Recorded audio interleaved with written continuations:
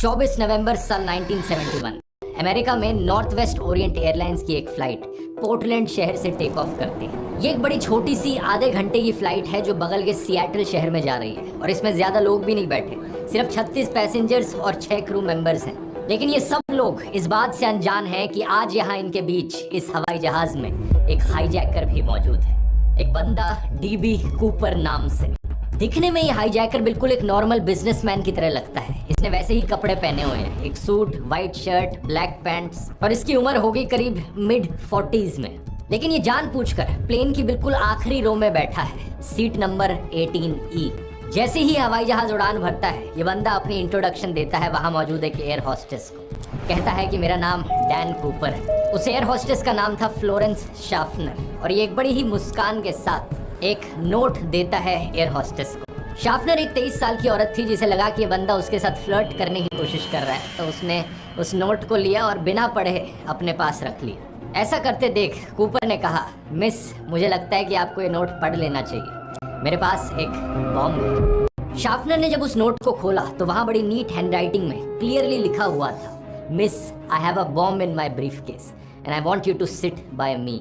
शाफनर Cooper के side में चुपचाप बैठ जाती है, लेकिन उन्हें अभी भी यकीन नहीं था कि एक्चुअली में इसके पास बॉम्ब हो सकता है। तो कूपर अपना सूटकेस खोलकर सामने दिखाता है। कुछ लाल लाल से सिलेंडर्स, तारे और एक बड़ी सिलेंड्रिकल बैटरी रखी हुई थी सूटकेस में। इसमें कोई शक नहीं कि ये एक बॉम्ब ही है। कूपर अपनी डिमांड एयर होस्टेस के सामने रखता है, मुझे $2 लाख चाहिए आज शाम 5 बजे तक, वो भी कैश में। इस सारे कैश को एक बैग में रखकर मुझे देना, और साथ ही साथ 2 पीछे के पैराशूट्स और 2 आगे के पैराशूट्स मुझे चाहिए। जब हम लैंड करेंगे तो एक फ्यूल ट्रक तैयार रहना चाहिए रिफ्यूलिंग करने के लिए इस प्लेन की। कुछ भी उटपटांग चीजें ट्राई मत करना, नहीं तो मैं इस पूरे हवाई जहाज को बम से उड़ा दूंगा। प्लेन में बैठे बाकी पैसेंजर्स को अभी भी ये सब पता नहीं था, और एयर होस्टेस शाफनर चाहती भी नहीं थी कि बाकी पैसेंजर्स को पता चले। वो चुपचाप से प्लेन की कॉकपिट में जाती हैं और कूपर का नोट प्लेन के पायलट्स को दिखाती है। एक दूसरी एयर होस्टेस टीना मकलो को भी ये बात बताई जाती है, और वो जाकर अब कूपर के साइड में बैठ जाती है। इन दोनों एयर होस्टेस की मदद से कूपर और प्लेन की कॉकपिट के बीच में कांटेक्ट मेंटेन रहता है। पायलट्स ये बात एयर ट्रैफिक कंट्रोलर को बताते हैं, और जल्द ही ये खबर पहुंच जाती है एयरलाइन के प्रेसिडेंट डोनाल्ड नायरोब के पास। वो यहाँ पर डिसीजन मेकर थे, और वो एक बड़ा ही इंटरेस्टिंग फैसला लेते हैं। कहते हैं कि कूपर को लेकर फुल कंप्लायंस दिखाई जाए, जो भी हाईजैकर कहने लग रहा है हम उसकी सारी डिमांड्स पूरी करेंगे। FBI के साथ कोऑर्डिनेट करके वो एक सिएटल के बैंक के साथ बात करने लगते हैं पैसे अरेंज करने के लिए। बैंक के पास ऐसी इमरजेंसीज के लिए एक बड़ा पैसे का बंडल रखा था, और इस पैसे के बंडल में एक बड़ी खास बात भी थी। इसकी बात हम वीडियो में आगे करेंगे। लेकिन एक दूसरा सवाल यहाँ पर आपके मन में जरूर आ रहा होगा कि आखिर एयरलाइन के प्रेसिडेंट ने यह फैसला क्यों लिया कि हाईजैकर के साथ कोऑपरेट किया जाए। इसके पीछे कारण था रेपुटेशन। एयरलाइन के प्रेसिडेंट नहीं चाहते थे कि हाईजैक की खबर दुनिया भर में फैले और उनकी कंपनी को इसकी वजह से नुकसान हो, इसलिए इस मुद्दे को दबाए रखने के लिए वो हाईजैकर की डिमांड्स को पूरा करने के लिए तैयार थे। प्रॉब्लम बस यहाँ पर ये थी कि पैसे को अरेंज करने के लिए थोड़ा टाइम चाहिए था, लेकिन ये फ्लाइट सिर्फ आधे घंटे की होनी थी। तो पायलट्स को यहाँ पर कहा जाता है कि प्लेन को नीचे उतारने की जगह हवा में ही गोल गोल घुमाते रहो सिएटल के पास, जब तक हम जमीन पर पैसे का इंतजाम नहीं कर लेते। ये आधे घंटे की फ्लाइट धीरे धीरे 3 घंटे की फ्लाइट बन जाती है। पैसेंजर्स अभी भी इस बात से अनजान थे कि यहाँ पर क्या हो रहा है। फ्लाइट के पायलट ने अनाउंसमेंट करके बताया कि हम माइनर टेक्निकल डिफिकल्टीज फेस कर रहे हैं, जिसकी वजह से डिले हो। फाइनली जाकर 5:46 PM पर ये फ्लाइट लैंड करती है सिएटल के एयरपोर्ट पर। ऊपर की इंस्ट्रक्शंस के अनुसार प्लेन को मेन टर्मिनल की बिल्डिंग से दूर पार्क किया जाता है। सिर्फ एक एयरलाइन का रिप्रेजेंटेटिव प्लेन के पास आता है पैसे का बैग और पैराशूट्स लेकर। जब चारों पैराशूट्स और $2 लाख से भरा बैग कूपर को दे दिया गया तो उसने इजाजत दी कि सभी पैसेंजर्स और फ्लाइट अटेंडेंट्स अब प्लेन छोड़कर जा सकते हैं, सिवाय टीना मकलो के। इस हवाई जहाज को इसके बाद प्लान के अनुसार रिफ्यूल किया जाता है और ये फ्लाइट दोबारा से उड़ान भरती है। इस बार प्लेन में सिर्फ पायलट्स बैठे हैं और उनके साथ कूपर और टीना।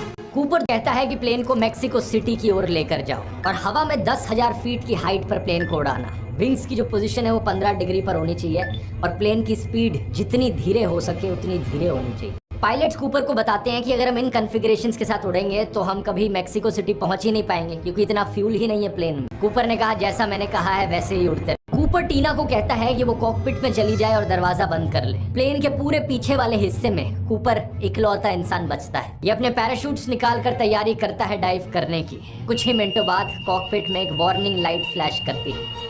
ये इंडिकेट करते हुए कि प्लेन में पीछे का स्टेयरकेस डिप्लॉय किया जा चुका है। ये उस जमाने की इस प्लेन की बड़ी खास बात थी। बोइंग 727 प्लेन्स में एक पीछे का आफ्ट स्टेयरकेस होता था। फोटोज में आप देख सकते हैं कि किस तरीके से पीछे से एक सीढ़ियां बाहर आती थी प्लेन की। कूपर ने इन्हीं सीढ़ियों को खोला और पैराशूट्स और पैसे के साथ बाहर छलांग मार दी।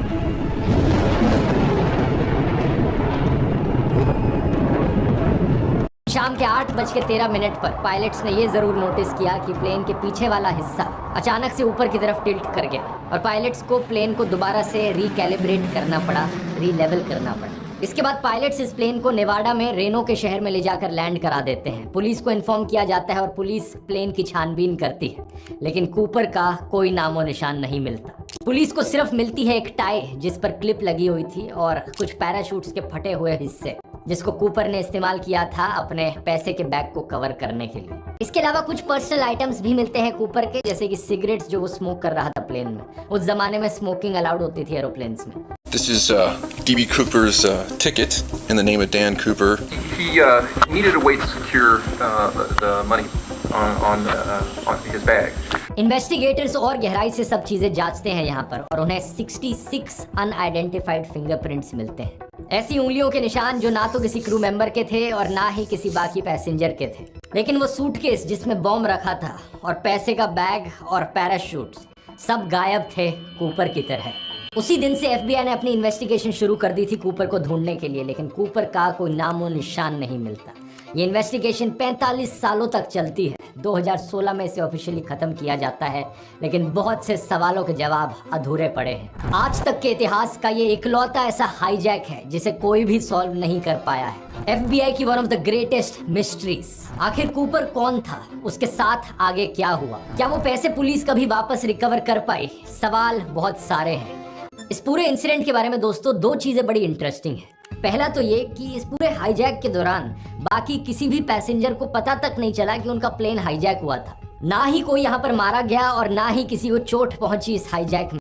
इसका क्रेडिट कई लोग अक्सर टीना मकलो को देते हैं। हीरो बुलाते हैं उन्हें इस पूरे हाईजैक का, क्योंकि उन्होंने ये इंश्योर किया कि कूपर यहाँ पर कामली काम करता रहे, उसकी बातें सुनी जाए और कभी भी यहाँ पर कोई पैनिक की सिचुएशन ना क्रिएट हो जिसमें हल्ला मच जाए या किसी को चोट पहुंचे। दूसरी चीज जो इंटरेस्टिंग है वो है डीबी कूपर का नाम। जैसे मैंने आपको शुरू में बताया था, उस बंदे का नाम एक्चुअली में डैन कूपर था, लेकिन आज के दिन ज्यादातर लोग इसे मिस्ट्री ऑफ डीबी कूपर करके पुकारते हैं। ये डैन डीबी कैसे बन गया, इसके पीछे गलती है एक न्यूज रिपोर्टर की। उस समय एक रिपोर्टर थे जेम्स लॉन्ग नाम से, जो अपनी डेडलाइन मीट करने में लेट हो रहे थे, तो जल्दी जल्दी में अपने पुलिस सोर्स से बात करते वक्त उन्होंने इस नाम को गलत सुन लिया। पुलिस वाले ने वहां पर कहा था कि इस हाईजैकर का नाम डैन कूपर है, लेकिन इस रिपोर्टर ने डीबी कूपर सुन लिया और वही चीज अपनी खबरों में सुना दी।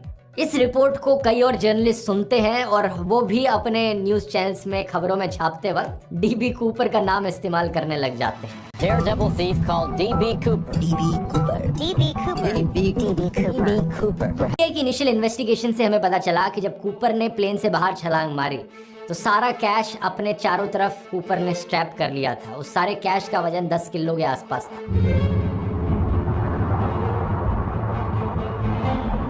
दो पैराशूट्स कूपर लेकर कूदा, एक आगे एक पीछे, और कूपर ने जो छलांग मारी वो किस एरिया में थी इसका भी अंदाजा पुलिस के पास मौजूद था।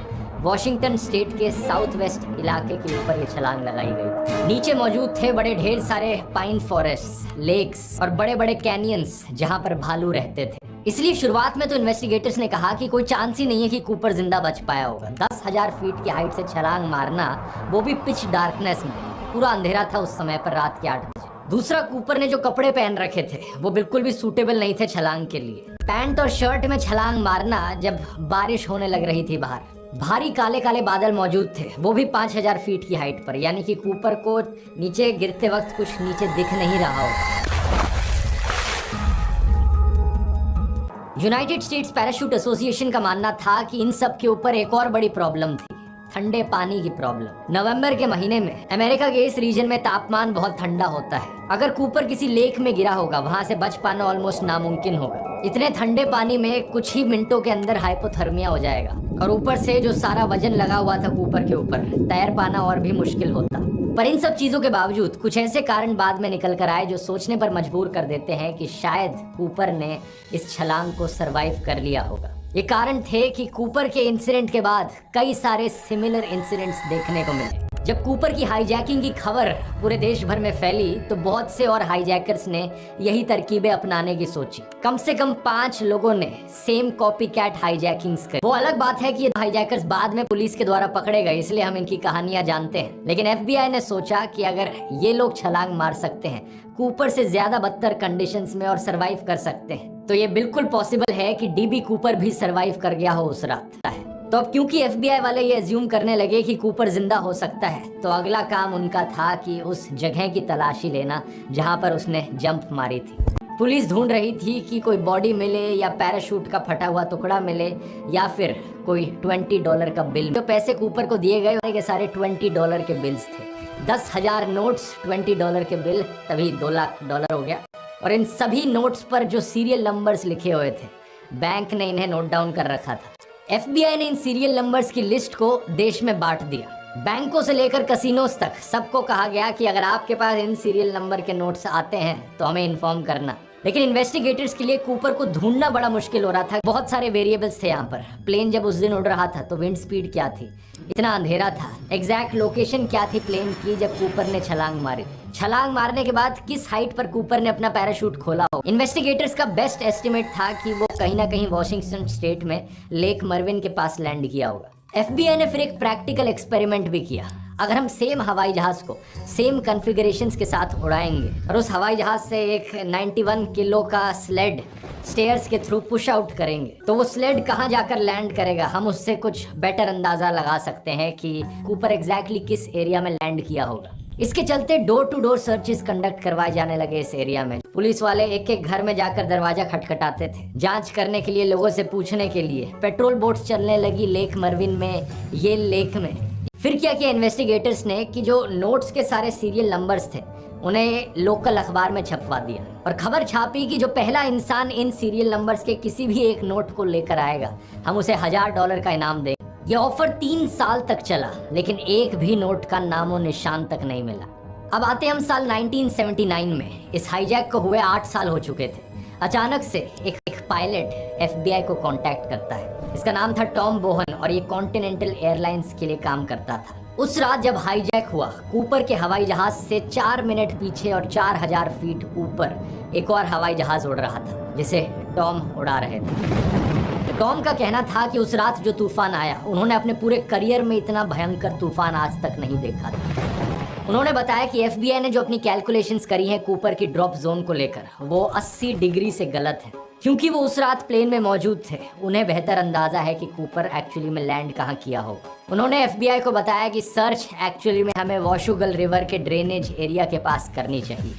कुछ ही महीने बाद टॉम का ये शक सही साबित होता है। एक 8 साल के बच्चे को कोलंबिया नदी के किनारे पर $20 के कुछ नोट्स पड़े हुए मिलते हैं। ये सभी नोट्स $20 के थे और कुछ की गड़ियां बनी हुई थी जिन्हें रबर बैंड से टाई किया गया। Skyjacker DB Cooper, the first break in the only unsolved airplane hijacking in United States history, came on a Columbia River beach. 8-year-old boy dug up the shreds of $3,000 on Sunday.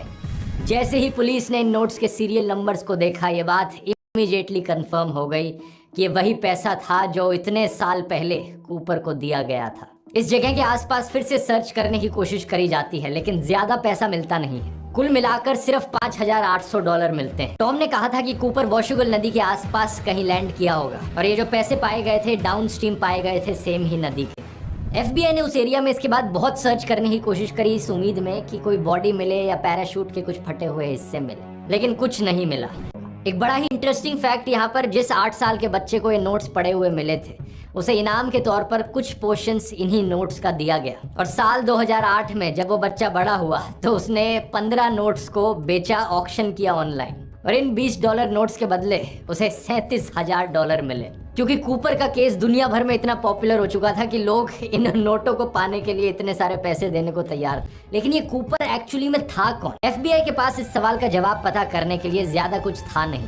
Cooper के द्वारा छोड़ी गई एक tie और tie clip थी। वो tie clip actually में golden थी और उस टाई क्लिप में कुछ स्पेसिफिक माइक्रोस्कोपिक पार्टिकल्स मिले थे। मार्च 2009 में एक रिसर्च टीम इन माइक्रोस्कोपिक पार्टिकल्स को रिसर्च करने लगी नई टेक्नोलॉजी का इस्तेमाल करके। इनकी फाइंडिंग्स ने सजेस्ट किया कि कूपर किसी केमिकल या मेटल मैन्युफैक्चरिंग प्लांट में काम करता था या फिर किसी एरोनॉटिकल इंजीनियरिंग कंपनी में, शायद वो खुद बोइंग में ही काम किया करता था। इन्वेस्टिगेशन के पहले साल में एफबीआई ने पैसेंजर्स और फ्लाइट क्रू मेंबर से बात करके कूपर का एक चेहरा भी स्केच आउट करने की कोशिश करी कि कूपर एक्चुअली में दिखता कैसा था।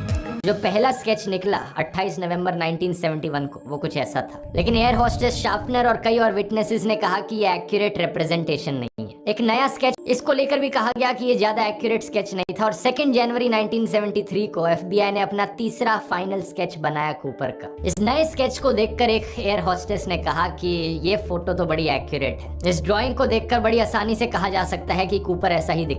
बहुत से लोग अपनी नई थ्योरीज बनाने लगे इसकी आइडेंटिटी को लेकर कि एक्चुअली में कूपर था कौन। लैरी कार, जिन्होंने 2006 से लेकर 2009 के बीच में इन्वेस्टिगेटिव टीम लीड करी थी, इनका मानना था कि कूपर एक एयरफोर्स में एयरक्राफ्ट कार्गो लोडर थे, क्योंकि कार्गो लोडर्स को बेसिक जंप ट्रेनिंग दी जाती थी, कैसे पैराशूट्स पहनने हैं, कैसे पैराशूट को डिप्लॉय करना है। डिस्क्रिप्शंस के बेसिस पर एफबीआई ने 800 से ज्यादा सस्पेक्ट्स की लिस्ट जारी करी। 800 लोग जिनमें से कोई भी डीबी कूपर हो सकता है, लेकिन इनमें से करीब 20 को सीरियसली कंसिडर किया गया। इनमें से 2-3 की कहानी बहुत इंटरेस्टिंग है। एक आदमी थे रिचर्ड मैकॉय, जो कि वियतनाम वॉर के एक आर्मी वेटरन थे। कूपर के हाईजैक के 5 महीने बाद इन्होंने एक प्लेन हाईजैक किया जो कूपर के हाईजैक से बहुत सिमिलर था। बोइंग 727 विमान। इन्होंने डिमांड किया 4 पैराशूट्स और $5 lakh. The young man wanted $500,000 and requested 4 parachutes.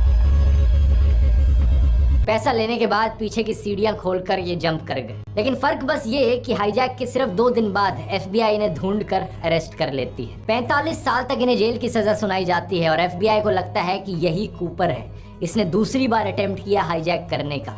He was arrested here in his home in Provo, Utah, early this morning. When the FBI came, he did not resist. लेकिन McCoy से जब खुद पूछा गया कि क्या वो डीबी कूपर था, तो उसने मना कर दिया कि वो ना तो इस बात को एडमिट करेगा ना डिनाई करेगा। जेल में 2 साल बिताने के बाद मैकॉय एक जेल ब्रेक अटेम्प्ट करता है, जिसमें एक शूट आउट होता है और उसे मार दिया जाता है। ये सब सुनकर आपको लगेगा कि ये तो हो गई मिस्ट्री सॉल्व, लेकिन हमारी कहानी में यहाँ पर ट्विस्ट बाकी है। एफबीआई आज के दिन ऑफिशियली मैकॉय को डीबी कूपर नहीं कंसिडर करता। इसके पीछे 2 बड़े कारण हैं। पहला, जो स्केच उन्होंने बनाया वो डीबी कूपर और मैकॉय की डिस्क्रिप्शन एक दूसरे से इतनी मैच नहीं करती। दूसरा, एफबीआई को बाद में एविडेंस मिला कि मैकॉय उस कूपर हाईजैकिंग की रात को कहां पर थे। वो लास वेगस में मौजूद। दूसरे सस्पेक्ट हैं रॉबर्ट रॉकस्ट्रॉ नाम के एक वियतनाम वॉर वेटरन। इन्हें कई बार अरेस्ट किया गया fraud, aircraft theft, position of explosives के लिए, लेकिन बाद में इन्हें हमेशा नॉट गिल्टी पाया गया। टीवी प्रोड्यूसर थॉमस कॉल्बर्ट ने एक किताब लिखी थी 2016 में, द लास्ट मास्टर आउटलॉ, ये साबित करने के लिए कि रॉकस्ट्रॉ ही डीबी कूपर थे। सबूत क्या है इसको लेकर? एफबीआई ने जब शुरू में इन्वेस्टिगेशन करी थी 1970s में, रॉकस्ट्रॉ उसमें इनिशियल सस्पेक्ट्स की लिस्ट में काफी ऊपर था। उन दिनों रॉकस्ट्रॉ अक्सर मीडिया के सामने काफी मजाकिया कमेंट्स किया करते थे कि हो सकता है कि मैं ही हाईजैकर हूँ।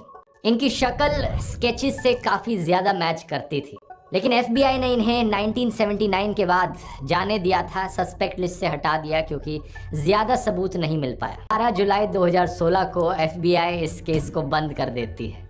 2016 में रॉकस्ट्रॉ की उम्र 73 साल की थी और जो एलिगेशंस ये किताब ने लगाए थे उनके खिलाफ, उसकी वजह से उन्हें अपनी नौकरी खोनी पड़ी थी। आगे चलकर 2019 में इनका नेचुरल कॉजेज की वजह से वैसे ही देहांत हो जाता है। आज के दिन भी डीबी कूपर की ये मिस्ट्री एक अनसॉल्व्ड मिस्ट्री है। कोई नहीं जानता कि ये डीबी कूपर कौन था, कहां से आया था और कहां चला गया।